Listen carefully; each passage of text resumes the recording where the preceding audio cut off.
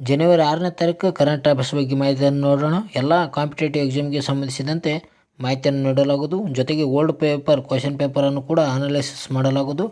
ಅದಕ್ಕಾಗಿ ನೀವು ನಮ್ಮ ಚಾನಲನ್ನು ಬೇಗನೆ ಸಬ್ಸ್ಕ್ರೈಬ್ ಮಾಡಿಕೊಳ್ಳಿ. ಹಾಗಾದರೆ ಸ್ಟಾರ್ಟ್ ಮಾಡೋಣ. ಮೊದಲನೇದಾಗಿ ಚಂದ್ರಯಾನ-1 ಮಿಷನ್ ಅನ್ನು ಯಾವಾಗ ಉಡಾವಣೆ ಮಾಡಲಾಯಿತು ಅಂತ ಪ್ರಶ್ನೆಯನ್ನು ಕೇಳಲಾಗಿದೆ. ಇದಕ್ಕೆ ಸರಿಯಾದ ಉತ್ತರ ಆಪ್ಷನ್ಸ್ ಬಿ 2008 ಅಕ್ಟೋಬರ್ 22ನೇ ತಾರೀಕರಂದು ಚಂದ್ರಯಾನ-1 ಮಿಷನನ್ನು ಉಡಾವಣೆ ಮಾಡಲಾಗ್ತದೆ.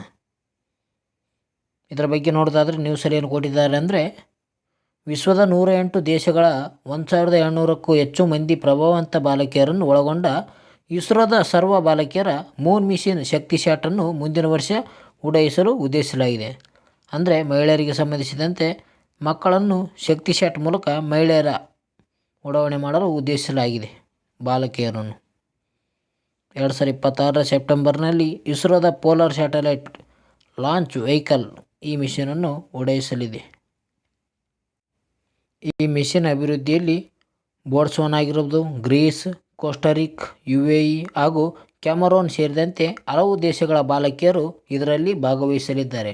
ಅಂದರೆ ಈ ಎಲ್ಲ ದೇಶದ ಬಾಲಕಿಯರನ್ನು ಮೂನ್ ಮಿಷನ್ ಮುಖಾಂತರ ಶಕ್ತಿಶಾಟಲ್ಲಿ ಕೂಡಿಸಿಕೊಳ್ಳಿಸಿದ ಪೋಲಾರ್ ಸ್ಯಾಟಲೈಟ್ ವೆಹಿಕಲ್ನಲ್ಲಿ ಇವರಿಗೆ ಬಾಹ್ಯಾಕಾಶಕ್ಕೆ ಕಳಿಸುವುದಾಗಿದೆ. ಇದರ ಬಗ್ಗೆ ಮಾಹಿತಿ.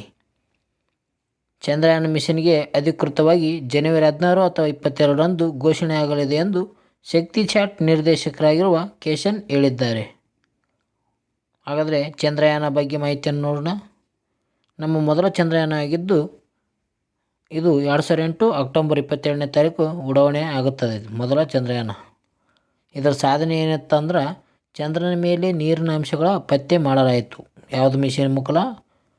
ಚಂದ್ರಯಾನ-1 ಮಿಷನ್ ಮೂಲಕ ಚಂದ್ರನ ಮೇಲೆ ನೀರಿನ ಅಂಶವನ್ನು ಪತ್ತೆ ಮಾಡಲಾಯ್ತದೆ. ವೆರಿ ಇಂಪಾರ್ಟೆಂಟ್ ನೋಡಿದ್ದು. ಹಾಗಾದರೆ ಚಂದ್ರಯಾನ-2 ಬಗ್ಗೆ ನೋಡೋಣ. ಇದು ಉಡಾವಣೆ ಮಾಡಿದ್ದು 2019 ಜುಲೈ 22ನೇ ತಾರೀಕು. ಚಂದ್ರಯಾನ-2 ಉಡಾವಣೆ ಮಾಡಿದ್ದು 2019 ಜುಲೈ 22ನೇ ತಾರೀಕು. ಇದರ ಉದ್ದೇಶ ಚಂದ್ರನ ದಕ್ಷಿಣ ಧ್ರುವ ಅಧ್ಯಯನ ಮಾಡುವುದು ಚಂದ್ರಯಾನ-2ದ ಮಹತ್ವದ ಉದ್ದೇಶ ಆಗಿರ್ತದೆ. ಆದರೆ ಫಲಿತಾಂಶದಲ್ಲಿ ಲ್ಯಾಂಡರ್ ವಿಕ್ರಮ್ ಆಗಿರುವ ಯಶಸ್ವಿಯಾಗಿ ಲ್ಯಾಂಡ್ ಮಾಡಲು ವಿಫಲವಾಯಿತು.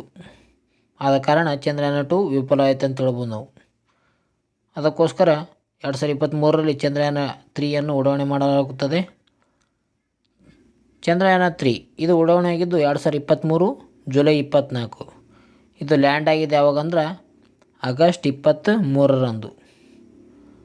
ಆಗಸ್ಟ್ 23ರಂದು ಅದಕ್ಕೆ ರಾಷ್ಟ್ರೀಯ ಬಾಹ್ಯಾಕಾಶ ದಿನಾಚರಣೆಯನ್ನು ಮಾಡಲಾಗುತ್ತದೆ ಪ್ರತಿ ವರ್ಷ. ಮೊದಲು ಮಾಡಿದ್ದು ಯಾವಾಗಂದರೆ 2024ರಲ್ಲಿ ಮೊಟ್ಟ ಮೊದಲ ಬಾರಿಗೆ ಮಾಡಲಾಯಿತು ರಾಷ್ಟ್ರೀಯ ಬಾಹ್ಯಾಕಾಶ ದಿನಾಚರಣೆ ಆಗಸ್ಟ್ 23ರಂದು. ಇದರ ಸಾಧನೆ ಏನಾಯ್ತು ಅಂದರೆ, ಭಾರತ ಮೊದಲ ಯಶಸ್ವಿ ಸ್ಟಾಪ್ ಲ್ಯಾಂಡಿಂಗ್ ಆಯ್ತು ಅಂತ ಹೇಳ್ಬೋದು. ಅದರ ಜೊತೆಗೆ ಚಂದ್ರನ ದಕ್ಷಿಣ ಧ್ರುವದಲ್ಲಿ ಲ್ಯಾಂಡ್ ಮಾಡಿದ ವಿಶ್ವದ ಮೊದಲ ರಾಷ್ಟ್ರ ಎಂಬ ಹೆಗ್ಗಳಿಕೆಗೆ ಭಾರತ ಪಾತ್ರವಾಗಿದೆ. 2023ರಲ್ಲಿ ಉಡಾವಣೆ ಮಾಡಿದ ಚಂದ್ರಯಾನ-3ನಲ್ಲಿ. ಈ ರೀತಿಯಾಗಿ ನಮ್ಮ ಕರೆಂಟ್ ಅಫೇರ್ಸ್ ಹೇಳಲಾಗುತ್ತದೆ. ಅಂದರೆ ಈ ನ್ಯೂಸ್ ಬಂದಿರ್ತದಲ್ಲ, ನ್ಯೂಸ್ ಜೊತೆಗೆ ಇದರ ಹಿಂದಿನ ಮಾಹಿತಿ ಜೊತೆಗೆ ಈ ಚಂದ್ರಯಾನ ಮಾಹಿತಿಯನ್ನು ಹೇಳುವುದು ನಮ್ಮ ನ್ಯೂಸ್ ಉದ್ದೇಶವಾಗಿದೆ. ನೋಡಿ, ಈ ರೀತಿಯಾಗಿ ನಮ್ಮ ನ್ಯೂಸ್ ಇದೆ. ಎಲ್ಲರೂ ತಪ್ಪದೆ ನೋಡಿಕೊಳ್ಳಿ. ಮುಂದಿನ ದಿನಗಳಲ್ಲಿ ಎಲ್ಲ ಇನ್ನೂ ಯಶಸ್ವಿಯಾಗಿ ಮಾಡೋಣ. ಮುಂದಿನ ಪ್ರಶ್ನೆ ಹೋಗೋಣ. ಲಿಯೋನೆಲ್ ಮೆಸ್ಸಿ ಯಾವ ಆಟಕ್ಕೆ ಸಂಬಂಧಿಸಿದ್ದಾರೆ ಅಂತ ಪ್ರಶ್ನೆಯನ್ನು ಕೇಳಲಾಗಿದೆ. ಇದಕ್ಕೆ ಸರಿಯಾದ ಉತ್ತರ ಆಪ್ಷನ್ ಸಿ ಫುಟ್ಬಾಲ್ ಆಟಕ್ಕೆ ಲಿಯೋನೆಲ್ ಮೆಸ್ಸಿಯವರು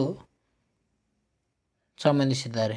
ಮೆಸ್ಸಿಗೆ ಅಮೆರಿಕದ ಅತ್ಯುನ್ನತ ಗೌರವವನ್ನು ನೀಡಲಾಗಿದೆ. ನೋಡಿ, ನ್ಯೂಸಲ್ಲಿ ಏನು ಕೊಟ್ಟಿದ್ದಾರೆ ಅಂದರೆ, ಲಿಯೋನೆಲ್ ಮೆಸ್ಸಿ ಜನವರಿ 4ರಂದು ಯುನೈಟೆಡ್ ಸ್ಟೇಟ್ ಆಫ್ ಅಮೆರಿಕದ ಅತ್ಯುನ್ನತ ನಾಗರಿಕ ಗೌರವವಾದ presidential medal of the freedom ಪ್ರಶಸ್ತಿಗೆ ಭಾಜನರಾಗಿದ್ದಾರೆ. ಯಾರು?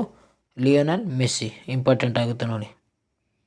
ಅಮೆರಿಕದ ಪ್ರೆಸಿಡೆನ್ಷಿಯಲ್ ಮೆಡಲ್ ಆಫ್ ಫ್ರೀಡಮ್ ಪ್ರಶಸ್ತಿಗೆ ಇವರು ಆಯ್ಕೆಯಾಗ್ಯಾರ. ಅಮೆರಿಕದ ಸಮೃದ್ಧಿ, ಸಾರ್ವಜನಿಕ ಮೌಲ್ಯಗಳು ಮತ್ತು ಭದ್ರತೆ, ವಿಶ್ವಶಾಂತಿ ಅಥವಾ ಇನ್ನಿತರ ಗಮನಾರ್ಹ ಸಾಮಾಜಿಕ, ಸಾರ್ವಜನಿಕ ಹಾಗೂ ಖಾಸಗಿ ಪ್ರಯತ್ನಗಳಿಗೆ ಕೊಡುಗೆ ನೀಡಿದ ವ್ಯಕ್ತಿಗಳಿಗೆ ಈ ಪ್ರಶಸ್ತಿಯನ್ನು ನೀಡಲಾಗುತ್ತದೆ. ಯಾವುದು? Presidential medal of freedom. ಈ ಪದಕವನ್ನು ನೀಡಲಾಗುತ್ತದೆ. ಮೆಸ್ಸಿ ಈ ಪ್ರಶಸ್ತಿಯನ್ನು ಗೆದ್ದ ಮೊದಲ ಫುಟ್ಬಾಲ್ ಆಟಗಾರ ಎಂಬ ಹೆಗ್ಗಳಿಕೆ ಪಾತ್ರರಾಗಿದ್ದಾರೆ. ಅಂದ್ರೆ ಮೆಸ್ಸಿ ಈ ಫುಟ್ಬಾಲ್ ಆಟಗಾರ ಯಾರಪ್ಪ ಅಂತಂದರೆ ಮೆಸ್ಸಿ ಆಗಿದ್ದಾರೆ. ಇವರು ಫುಟ್ಬಾಲ್ ಆಟಗಾರ. 2022ರಲ್ಲಿ ಈ ಪ್ರಶಸ್ತಿಯನ್ನು ಗೆದ್ದ ಮೆಗಾನ್ ರ್ಯಾಪಿನೋ ನಂತರ ಕ್ರೀಡೆಯಿಂದ ಎರಡನೇ ವ್ಯಕ್ತಿಯಾಗಿದ್ದಾರೆ. ಅಂದರೆ ಮೊಟ್ಟ ಮೊದಲು ಗೆದ್ದವರು ಯಾರಪ್ಪ ಅಂತಂದ್ರೆ ಮೆಗಾನ್ ರ್ಯಾಪಿನೋ. ಆದರೆ ಫುಟ್ಬಾಲಲ್ಲಿ ಆ ಕ್ರೀಡೆಯಲ್ಲಿ ಪಡೆದವರು ಯಾರಂದರೆ ಮೆಸ್ಸಿ ಆಗಿದ್ದಾರೆ, ಲಿಯೋನೆಲ್ ಮೆಸ್ಸಿ. ಇವರು ಫುಟ್ಬಾಲ್ ಆಟದಿಂದ ಪಡೆದಂಥ ಮೊದಲ ವ್ಯಕ್ತಿ. ಆದರೆ 2022ರಲ್ಲಿ ಪ್ರಶಸ್ತಿ ಗೆದ್ದ ಮೆಗಾನ್ ರ್ಯಾಪಿನೋ ನಂತರದ ಕ್ರೀಡೆಯಿಂದ ಎರಡನೇ ವ್ಯಕ್ತಿ ಇದ್ದಾರೆ. ಕ್ರೀಡೆಯಲ್ಲಿ ಎರಡನೇ ವ್ಯಕ್ತಿ, ಫುಟ್ಬಾಲ್ನಲ್ಲಿ ಮೊದಲ ವ್ಯಕ್ತಿ. ಅಮೆರಿಕದ ಅಧ್ಯಕ್ಷ ಜೋ ಬೈಡನ್ ಅವರು ಈ ಪ್ರಶಸ್ತಿಯನ್ನು ಪ್ರದಾನ ಮಾಡಿದ್ದು, ಅರ್ಜೆಂಟೀನಾದ 19 ಮಂದಿಗೆ ಈ ಪ್ರಶಸ್ತಿಯನ್ನು ನೀಡಲು ಭಾಜನರಾಗಿದ್ದಾರೆ. ಎಷ್ಟು ಜನ? ಅರ್ಜೆಂಟೀನಾದ 19 ಮಂದಿಗೆ ಪ್ರಶಸ್ತಿಗೆ ಭಾಜನರಾಗಿದ್ದಾರೆ. ಅದೇ ರೀತಿ ಮುಂದೆ ನೋಡೋಣ. AFI ಇದರ ವಿಸ್ತರಿಸಿ ಅಂತ ಪ್ರಶ್ನೆ ಕೇಳಲಾಗಿದೆ. AFI ಅಂದರೆ ಏನಂತ ಕೇಳಲಾಗಿದೆ. ಇದರ ಪೂರ್ಣ ವಾಕ್ಯ ಏನಂದರೆ ಆಪ್ಷನ್ ಸಿ ಇದೆ ನೋಡಿ. ಅಥ್ಲೆಟಿಕ್ಸ್ ಫೆಡರೇಷನ್ ಆಫ್ ಇಂಡಿಯಾ ಎಂಬುದು AFIನ ವಿಸ್ತೃತ ರೂಪವಾಗಿದೆ. ಭಾರತೀಯ ಅಥ್ಲೆಟಿಕ್ಸ್ ಸಂಸ್ಥೆಗೆ ಅಂಜು ಚುಕ್ಕಾಣಿ ಅಂತ ನ್ಯೂಸಲ್ಲಿ ನೀಡಲಾಗಿದೆ ನೋಡಿ. ಇದರ ಬಗ್ಗೆ ನೋಡೋಣ. ಭಾರತೀಯ ಅಥ್ಲೆಟಿಕ್ಸ್ ಸಂಸ್ಥೆಯ ನೂತನ ಪದಾಧಿಕಾರಿಗಳ ಆಯ್ಕೆಗೆ ಮುಂದಿನ ವಾರ ಚಂಡೀಗಢದಲ್ಲಿ ಚುನಾವಣೆ ಪ್ರಕ್ರಿಯೆ ನಡೆಯಲಿದ್ದು, ಹಾಲಿ ಅಧ್ಯಕ್ಷರಾಗಿರುವ ಆದಿಲ್ ಸುಮರ್ವಾಲ್ ಅವರು ಸೇರಿ ಇತರೆ ಹುದ್ದೆಗಳನ್ನು ನೂತನ ಸದಸ್ಯರನ್ನು ತುಂಬಲಿದ್ದಾರೆ. ಯಾರು? ಈಗೇನಪ್ಪ ಅಂತಂದರೆ ಅಥ್ಲೆಟಿಕ್ಸ್ನಲ್ಲಿ ಈಗ ಹೊಸ ಸದಸ್ಯರನ್ನು ತುಂಬಲಿದ್ದಾರೆ. ಯಾರು? ಸುಮರಿವಾಲ್ ಸೇರಿ, ಆದಿಲ್ ಸುಮರಿವಾಲ್. ಅದರಲ್ಲಿ ಮಾಜಿ ಲಾಂಗ್ ಜಂಪ್ ಪಟು ಮತ್ತು ಕರ್ನಾಟಕವನ್ನು ಪ್ರತಿನಿಧಿಸುವ ಅಂಜು ಬಾಬಿ ಜಾರ್ಜ್ ಅವರು ಅಧ್ಯಕ್ಷಗೆ ಹುದ್ದೆಗೆ ಏರಲು ಮುಂಚೂಣಿಯಲ್ಲಿ ಇದ್ದಾರೆ. ನಮ್ಮ ಕರ್ನಾಟಕದ ಅಂಜು ಬಾಬಿ ಜಾರ್ಜ್ ಏನಪ್ಪ ಅಂತಂದರೆ ಈ ಅಧ್ಯಕ್ಷ ಸ್ಥಾನಕ್ಕೆ ಏರಲು ಪ್ರಥಮ ಸ್ಥಾನದಲ್ಲಿ ಮುಂಚೂಣಿಯಲ್ಲಿ ಇದ್ದಾರೆ ಅಂತ ಹೇಳ್ತೀವಿ ನಾವು. ಮುಂದಿನ 5 ವರ್ಷ ಅಂದರೆ 2025ರಿಂದ 2029ರವರೆಗೆ ಆಡಳಿತ ಮಂಡಳಿಯ ಸದಸ್ಯರ ಆಯ್ಕೆ ನಡೆಯಲಿದೆ. ಇದರಲ್ಲಿ ಅಧ್ಯಕ್ಷರನ್ನು ನೇಮಕ ಮಾಡ್ತಾರೆ. ಈಗ ಇದರಲ್ಲಿ ಅಂಜು ಬಾಬಿ ಜಾರ್ಜ್ ಮುಂಚೂಣಿಯಲ್ಲಿದ್ದರೆ, ಇವರೇ ಅಧ್ಯಕ್ಷರಾಗ್ಬೋದು AFIಗೆ. ಆವಾಗ ಇದರ ವಿಸ್ತೃತ ಎಲ್ಲ ಮಾಹಿತಿಯನ್ನು ನೋಡೋಣ. ಮುಂದೆ ನೋಡೋಣ. H1B ವೀಸಾ ಯಾವ ದೇಶದ ಆಗಿದೆ ಅಂತ ಪ್ರಶ್ನೆ ಕೇಳಲಾಗಿದೆ. ಇದಕ್ಕೆ ಸರಿಯಾದ ಉತ್ತರ ಅಮೇರಿಕ ನೋಡಿ. ಆಪ್ಷನ್ ಸಿ ಕರೆಕ್ಟ್ ಸರಿಯಾದ ಉತ್ತರ ಇದೆ. H1B ವೀಸಾದಲ್ಲಿ ಭಾರತದ ಸಿಂಗಾಪುರ್ ಅಂತ ನ್ಯೂಸಲ್ಲಿ ಕಾಣಿಸ್ಕೊಂಡಿದೆ. ಏನಪ್ಪ ಅಂತಂದರೆ ಇದು ವೀಸಾ ಅಮೇರಿಕ ದೇಶದಾಗಿದೆ ನೋಡಿ. ಇದರಲ್ಲಿ ನಮ್ಮ ಸಂಸ್ಥೆ ಇನ್ಫೋಸಿಸ್ ಆಗಿರ್ಬೋದು, TCS ಇವುಗಳು ಭಾರತದಿಂದ ಪ್ರಥಮ ಸ್ಥಾನ ಪಡೆದುಕೊಂಡಿವೆ, ದ್ವಿತೀಯ ಸ್ಥಾನ. ಇದರ ಬಗ್ಗೆ ಮಾಹಿತಿಯನ್ನು ನೋಡೋಣ. ಅಮೇರಿಕ ಕಳೆದ ವರ್ಷ ವಿತರಿಸಿದ H1B ವೀಸಾದಲ್ಲಿ 20% ಭಾರತ ಪ್ರಮುಖ ಟೆಕ್ ಕಂಪನಿಗಳು ಪಾಲಾಗಿವೆ ಅಂತ ಹೇಳಲಾಗಿದೆ. ಅಂದರೆ ಕಂಪನಿಗಳು ವೀಸಾವನ್ನು ಖರೀದಿಗೆ ಮುಂಚೂಣಿಯಲ್ಲಿವೆ. ಅತಿ ಹೆಚ್ಚಿನ ವೀಸಾಗಳು ಇನ್ಫೋಸಿಸ್ ಮತ್ತು TCSಗೆ ಸಿಕ್ಕಿವೆ ಎಂದು ಅಮೆರಿಕದ ವಲಸೆ ಇಲಾಖೆಯ ಅಂಕಿಅಂಶಗಳು ಇದರಲ್ಲಿ ಮಾಹಿತಿಯನ್ನು ತಿಳಿಸಿವೆ. ಇನ್ಫೋಸಿಸ್ ಮತ್ತು TCS ಕಂಪನಿಗಳು. ಅಮೆಜಾನ್ ಕಾಮ್ ಸರ್ವಿಸ್ LLC ನಂತರ ಅತಿ ಹೆಚ್ಚು H1B ವೀಸಾ ಪಡೆದ ಕಂಪನಿಗಳು ಇನ್ಫೋಸಿಸ್ ಆಗಿದೆ. ಅಮೆಜಾನ್ ನಂತರ 2ನೇ ಸ್ಥಾನದಲ್ಲಿ ಯಾವುದಿದೆ? ಇನ್ಫೋಸಿಸ್ ಇದೆ ನೋಡಿ. ಅತಿ ಹೆಚ್ಚು ವೀಸಾ ಪಡೆದ ಕಂಪನಿಗಳ ಬಗ್ಗೆ ಮಾಹಿತಿ ನೋಡೋಣ. ಮೊದಲ ಸ್ಥಾನದಲ್ಲಿ ಅಮೆಜಾನ್ ಇದೆ. ಇದು ಎಷ್ಟು ವೀಸಾಗಳನ್ನು ಪಡೆದುಕೊಂಡಿದೆ ಅಂದರೆ 9,265 ವೀಸಾಗಳು. ಇನ್ಫೋಸಿಸ್ 2ನೇ ಸ್ಥಾನದಾಗದ. ಇದು 8,140 ವೀಸಾಗಳನ್ನು ಪಡೆದುಕೊಂಡಿದೆ. ಕಾಗ್ನಿಜೆಂಟ್ ಅಂತಿದೆ. ಈ ಸಂಸ್ಥೆ 6,321 ವೀಸಾಗಳನ್ನು ಪಡೆದ ಮೂಲಕ 3ನೇ ಸ್ಥಾನವನ್ನು ಪಡೆದುಕೊಂಡಿದೆ. ಇನ್ಫೋಸಿಸ್ ನಮ್ಮ ಭಾರತ ದೇಶದಾಗಿದೆ. ಇದರ ಸ್ಥಾಪಕರು ಯಾರಂತ ಕಮೆಂಟ್ ಮೂಲಕ ತಿಳಿಸಿ. ಅತಿ ಹೆಚ್ಚು ಅಂತರ್ಜಾಲ ಇಲ್ಲದ ರಾಜ್ಯ ಯಾವುದಂತ? ಅತಿ ಹೆಚ್ಚು ಅಂತರ್ಜಾಲ ಬಳಕೆಯಲ್ಲಿ ಇಲ್ಲದ ರಾಜ್ಯ ಯಾವುದಂತ ಕೇಳಿದ್ದಾರೆ ನೋಡಿ. ಇದಕ್ಕೆ ಸರಿಯಾದ ಉತ್ತರ ಆಪ್ಷನ್ಸ್ ಬಿ, ಬಿಹಾರ ಆಗಿದೆ. ಬಿಹಾರ ಏನಪ್ಪ ಅಂತಂದ್ರೆ ಅತಿ ಹೆಚ್ಚು ಅಂತರ್ಜಾಲ ಬಳಕೆ ಇಲ್ಲದ ರಾಜ್ಯವಾಗಿದೆ. ಅಂದ್ರೆ ಅತಿ ಹೆಚ್ಚು ಅಂತರ್ಜಲ ಬಳಕೆ ಮಾಡದ ರಾಜ್ಯ ಯಾವುದು ಅಂದರೆ ಬಿಹಾರ ಆಗಿದೆ ನೋಡಿ.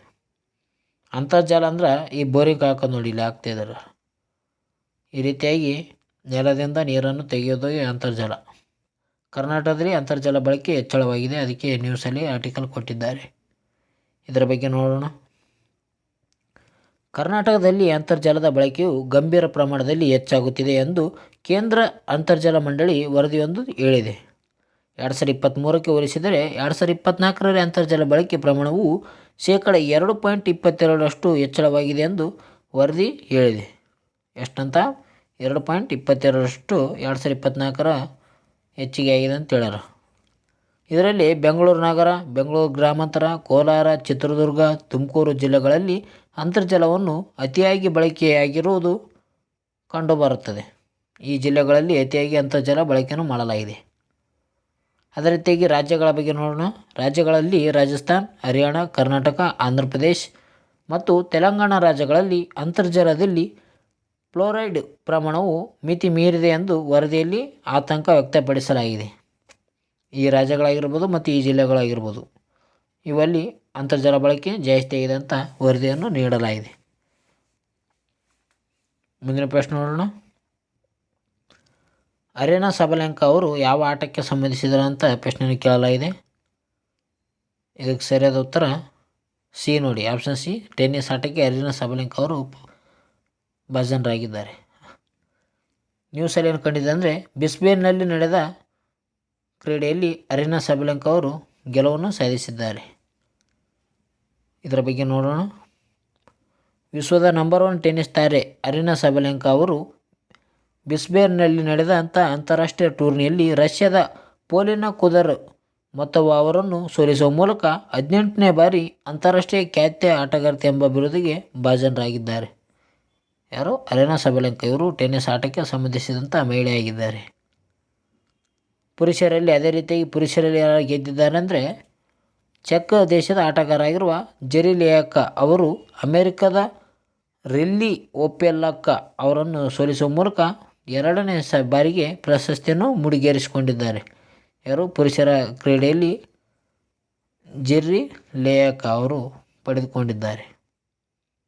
ಭಾಳ ಇಂಪಾರ್ಟೆಂಟ್ ಆಗುತ್ತೆ ನೋಡಿ ಇದು ಕೂಡ. ಅಂದರೆ ಅಂತಾರಾಷ್ಟ್ರೀಯ ಟೂರ್ನಿಯಲ್ಲಿ ಯಾರು ಪಡೆದುಕೊಂಡಿದ್ದಾರೆ ಅಂತ ಕೇಳಬಹುದು ಪ್ರಶ್ನೆ. ಹಾಗಾದರೆ ನಾವು ಗ್ರ್ಯಾಂಡ್ ಸ್ಲ್ಯಾಮ್ ಬಗ್ಗೆ, ಟೂರ್ನಿಗಳ ಬಗ್ಗೆ ನೋಡೋಣ. ವರ್ಷದ ಪ್ರಮುಖ ಟೆನ್ನಿಸ್ ಟೂರ್ನಿಗಳು ಯಾವ್ಯಾವ ಇದಾವೆ ಅಂದ್ರೆ, ಮೊದಲನೇದು ಆಸ್ಟ್ರೇಲಿಯಾ ಟೆನ್ನಿಸ್ ಟೂರ್ನಿ ಅಂತ ಹೇಳ್ತೀವಿ. ಅದೇ ರೀತಿಯಾಗಿ ಎರಡನೇದಾಗಿ ಫ್ರೆಂಚ್ ಓಪನ್ ಟೆನ್ನಿಸ್ ಟೂರ್ನಿ, ಮೂರನೇದಾಗಿ ವಿಂಬಲ್ಡನ್ ಓಪನ್ ಟೆನ್ನಿಸ್ ಟೂರ್ನಿ, ನಾಲ್ಕನೇದಾಗಿ US ಓಪನ್ ಟೆನ್ನಿಸ್ ಟೂರ್ನಿ. ಇವು ವರ್ಷದ ಪ್ರಮುಖ 4 ಟೆನ್ನಿಸ್ ಟೂರ್ನಿಗಳಾಗಿವೆ. ಇವು ಭಾಳ ಇಂಪಾರ್ಟೆಂಟ್. ಇದರ ಬಗ್ಗೆ ನಿಮ್ಗೆ ಏನಾದರೂ ವೀಡಿಯೋ ಬೇಕಂದರೆ 2024ರಲ್ಲಿ ಯಾರ್ಯಾರು ಗೆದ್ದಿದ್ದಾರೆ, ಯಾರ್ಯಾರು ಸೋತಿದ್ದಾರೆ ಅಂತ ಮಾಹಿತಿಯನ್ನು ನೀಡಬೇಕಂದ್ರೆ ಕಾಮೆಂಟ್ ಮೂಲಕ ತಿಳಿಸಿ. ಇದಕ್ಕಾಗಿ ನಿಮ್ಗೆ ಸಪ್ರೇಟ್ ಒಂದು ವೀಡಿಯೋನ ಮಾಡ್ತೀನಿ. 2024ರ ವರ್ಷದ ಪ್ರಮುಖ ಟೆನ್ನಿಸ್ ಟೂರ್ನಿಗಳ ವಿಜೇತರು ಮತ್ತು ಸೋತವ್ರದ್ದು ವೀಡಿಯೋನು ಮಾಡೋಣ. ಓಕೆ ಫ್ರೆಂಡ್ಸ್, ಇವತ್ತಿನ ವೀಡಿಯೋದಲ್ಲಿ ಇಷ್ಟೇ ಇರೋದು ಮಾಹಿತಿ. ಮುಂದಿನ ವೀಡಿಯೋದಲ್ಲಿ ಸಿಗೋಣ. ನೀವೇನಾದರೂ ನಮ್ಮ ಚಾನಲ್ಗೆ ಹೊಸಬರಾದರೆ ಬೇಗನೆ ಒಂದು ಲೈಕ್ ಕೊಡಿ. ಈ ವಿಡಿಯೋ ಇಷ್ಟ ಆದರೆ ಲೈಕ್ ಕೊಡಿ, ಸಬ್ಸ್ಕ್ರೈಬ್ ಮಾಡಿ, ಎಲ್ಲರಿಗೂ ಶೇರ್ ಕೂಡ ಮಾಡಿ ಫ್ರೆಂಡ್ಸ್. ಮುಂದಿನ ವೀಡಿಯೋದಲ್ಲಿ ಸಿಗೋಣ. ಎಲ್ಲರಿಗೂ ಬಾಯ್ ಫ್ರೆಂಡ್ಸ್.